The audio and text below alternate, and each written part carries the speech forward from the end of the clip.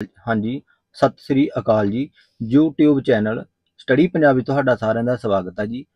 ਆਪਾਂ ਗੱਲ ਕਰਾਂਗੇ ਜੀ ਇਸ ਵੀਡੀਓ ਦੇ ਵਿੱਚ PSSB ਬੋਰਡ ਦੀ ਜਿਹੜੀ ਅਫੀਸ਼ੀਅਲ ਸਾਈਟ ਆ ਉਹਦੇ ਉੱਤੇ ਅੱਜ ਦੋ ਪਬਲਿਕ ਨੋਟਿਸ ਆਏ ਨੇ ਤੇ ਆਪਾਂ ਗੱਲ ਕਰਾਂਗੇ ਜੀ।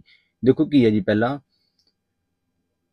ਅਧੀਨ ਸੇਵਾਵਾਂ ਚੋਣ ਬੋਰਡ ਪੰਜਾਬ। ਦੇਖੋ ਇਹ PSSB ਬੋਰਡ ਪੰਜਾਬ ਹੀ ਹੈ ਜੀ।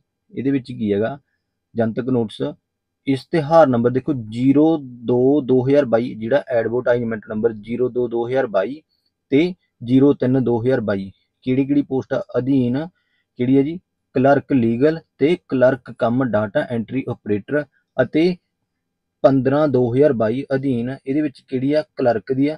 ਕਲਰਕ IT ਕਲਰਕ ਲੇਖਾ ਦੀਆਂ ਜਿਹੜੀਆਂ ਅਸਾਮੀਆਂ ਦੇ ਲਈ ਇੰਗਲਿਸ਼ ਤੇ ਪੰਜਾਬੀ, ਅੰਗਰੇਜ਼ੀ ਤੇ ਪੰਜਾਬੀ ਦੇ ਲਈ ਟਾਈਪਿੰਗ ਦੀ ਜਿਹੜੀ ਪ੍ਰੀਖਿਆ ਗਈ ਉਹ ਕਰੀ ਗਈ ਹੈਗੀ 29 ਅਗਸਤ ਨੂੰ ਇਹਨਾਂ ਨੇ ਸ਼ੁਰੂ ਕਰ ਦਿੱਤੀ ਆ। 29 ਅਗਸਤ ਤੋਂ ਕੀ ਆ, ਟਾਈਪਿੰਗ ਟੈਸਟ ਸ਼ੁਰੂ ਆ ਤੇ ਅਨੁਮਾਨ ਲਾਇਆ ਜਾ ਰਿਹਾ ਸੀਗਾ ਵੀ ਇਸ ਮੰਥ ਦੇ ਵਿੱਚ ਨਹੀਂ ਹੋਊ, ਅਗਲੇ ਮੰਥ ਦੇ ਲਾਸਟ ਤੱਕ ਸ਼ੁਰੂ ਹੋਊਗਾ, ਪਰ ਇਹਨਾਂ ਨੇ 29 ਅਗਸਤ ਤੋਂ ਸ਼ੁਰੂ ਕਰ ਦਿੱਤਾ ਜੀ ਤੇ 4 ਸਤੰਬਰ ਤੱਕ ਇਹ ਚੱਲੂਗਾ ਤੇ ਕਿੱਥੇ ਹੋਊਗਾ, ਇਹ ਜੀਰਕਪੁਰ ਵਿਖੇ ਲਈ ਜਾਵੇਗੀ। ਠੀਕ ਹੈ ਜੀ, ਸਾਰੇ ਜਾਣੇ ਤਿਆਰੀ ਕਰ ਲਓ। ਜਿਨ੍ਹਾਂ ਦਾ ਨੰਬਰ ਇਹਦੀ ਮੈਟ ਦੇ ਵਿੱਚ ਆ ਰਿਹਾ ਹੈਗਾ, ਚਾਹੇ ਐਡਵਰਟਾਈਜ਼ਮੈਂਟ 02 ਦੇ ਵਿੱਚ ਹੋਣ, ਚਾਹੇ 03 ਚ ਹੋਣ, ਚਾਹੇ 15 ਦੇ ਵਿੱਚ ਹੋਣ, ਸਾਰੇ ਜਾਣੇ ਆਪਣੀ ਪੰਜਾਬੀ ਤੇ ਇੰਗਲਿਸ਼ ਦੀ ਟਾਈਪਿੰਗ ਦਿਨ ਰਾਤ ਇੱਕ ਕਰਕੇ ਤਿਆਰੀ ਕਰ ਲਓ ਜੀ।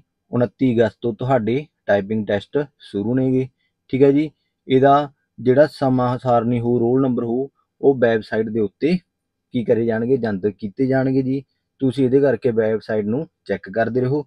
ਹੋ ਸਕਦਾ 1-2% ਹੋ ਸਕਦਾ, ਜਿਵੇਂ ਪੰਜਾਬ ਸਰਕਾਰ ਨੇ ਸਕੂਲਾਂ ਦੇ ਵਿੱਚ ਛੁੱਟੀਆਂ ਕਰ ਦਿੱਤੀਆਂ ਨੇ, ਹੜ੍ਹਾਂ ਦੀ ਸਥਿਤੀ ਹੁਣ ਵੀ ਲੱਗ ਰਹੀ ਹੈਗੀ, ਤਾਂ ਹੋ ਸਕਦਾ ਐਕਸਟੈਂਡ ਕਰ ਦੇਣ ਪੋਸਟ ਨੂੰ, ਪਰ ਆਪਾਂ ਮੰਨ ਕੇ ਚਲੋ ਵੀ 29 ਨੂੰ ਹੀ ਹੋਵੇਗਾ। ਠੀਕ ਹੈ ਜੀ, ਸਾਰੇ ਜਾਣੇ ਤਿਆਰੀ ਕਰ ਲਓ ਜੀ। ਇੰਨੀ ਕੁ ਜਾਣਕਾਰੀ ਦੇਣੀ ਸੀ ਜੀ। ਜੇਕਰ ਵੀਡੀਓ ਵਧੀਆ ਲੱਗੀ ਆ, ਵੀਡੀਓ ਨੂੰ ਲਾਈਕ ਕਰੋ, ਸ਼ੇਅਰ ਕਰੋ ਤੇ ਆਪਣੇ ਚੈਨਲ ਸਟੱਡੀ ਪੰਜਾਬ ਨੂੰ ਜ਼ਰੂਰ ਸਬਸਕ੍ਰਾਈਬ ਕਰੋ। ਥੈਂਕ ਯੂ ਜੀ।